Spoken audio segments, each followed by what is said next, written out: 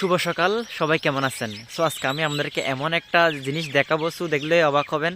So দেখেন ওই বিদ্যুতিক তারের মধ্যে যে কতগুলো পাখি বসে আছে দেখেন। এখানে অনেক ধরনের পাখি কিন্তু রয়েছে, যেমন আমাদেরকে দেখাই আমি। সো দেখলে অবাক লাগে যে সকালবেলার এমন দৃশ্যগুলো হয়তো আমরা যখন সামনে দেখি, এতগুলা পাখালির শব্দ, তার পাশে যে এতগুলো পাখি দেখেন একসাথে দেখেন, দেখেন কত সুন্দর, অনেক সুন্দর না?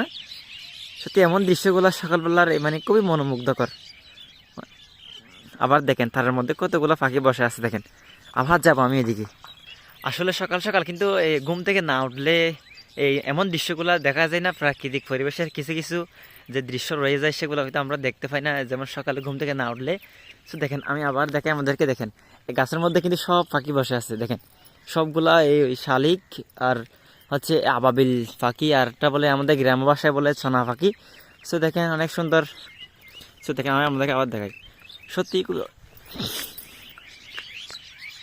মাশাআল্লাহ অনেক সুন্দর। সো এটাই হচ্ছে আজকের সকাল, মাশাআল্লাহ অনেক সুন্দর।